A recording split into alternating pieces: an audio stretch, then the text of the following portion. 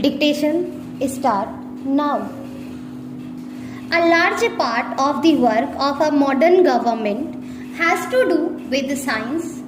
It is only through science that we can transform into reality the hopes we have held out to our people.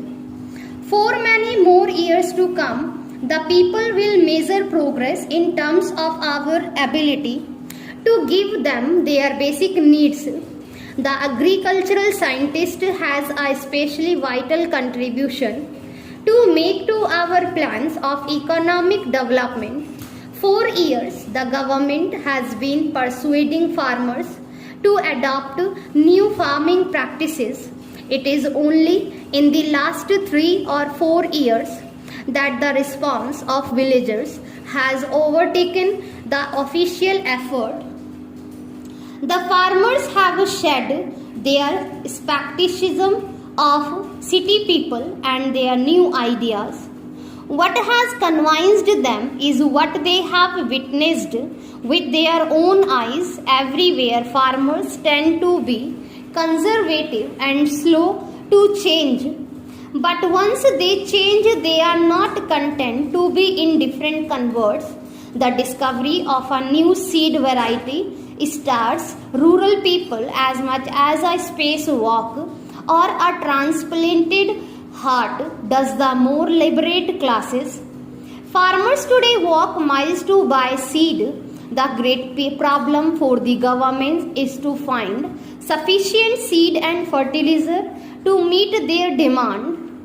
What a change from the days when we could not get them to hear us or look at what we had to offer. Rural India has shed its apathy. Agricultural scientists can rightfully claim their share of the credit for bringing about this transformation, but they cannot rest there. The solution of one problem gives rise to many new problems.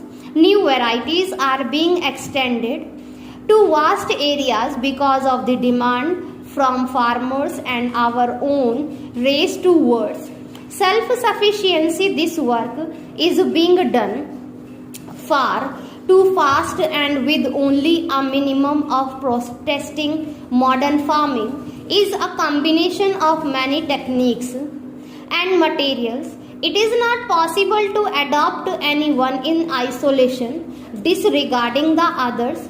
The scientist has a special responsibility to provide answers to the problems which are consequences of his own work. The greatest task before the agricultural scientist and before the government in general is to ensure that there is no setback in the new program. If, for example, widespread plant disease attacks the new varieties, the farmers' hard-won trust in modern practices will be shaken and he might retreat into his shell of traditionalism. The average farmer does not have many money to waste, nor can he afford undue risk.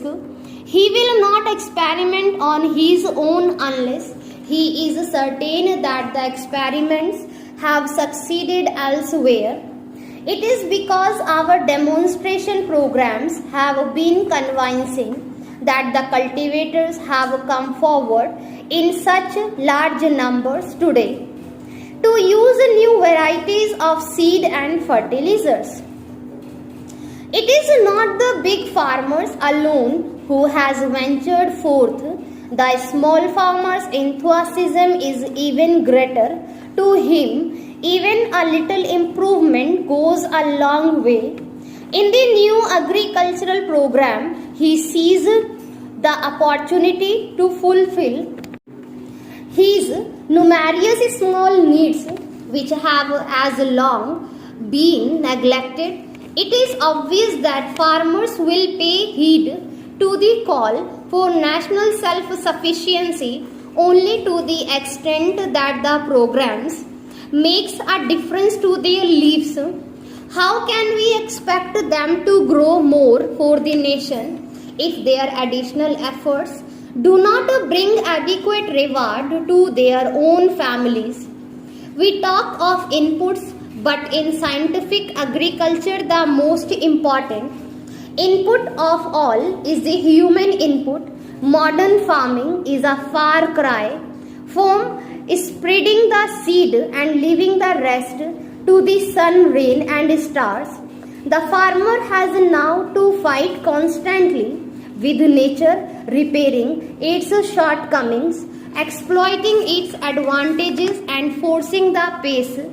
This calls for greater knowledge and training on the farmer's part. In turn, the administrative agency has to so devise farm information that even the nominally literate farmer can understand and utilize it. Advancement will not endure if it is isolated. Additional effort in any one field must be matched by similar effort in others. Water, seed, fertilizer, pesticides, tools, credit, marketing, and education all form parts of the spectrum of change.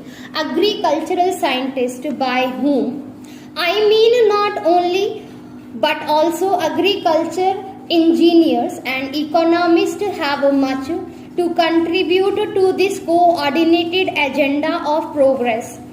There has been considerable debate on the question whether research in India should spend time finding out anew what has been found elsewhere earlier. While there might be need and justification for buying industrial know-how from abroad, we cannot hand over our agricultural problems to others. A lathe may be boldly brought here from Europe or America, and it will turn out parts of the same shape and specifications, but a plant from elsewhere is unlikely to grow the same way in our soil every time a plant is introduced. The scientist has to do considerable adapter work. He has not only to test its suitability to our soil and climatic conditions, but also to find out far it is susceptible to pests.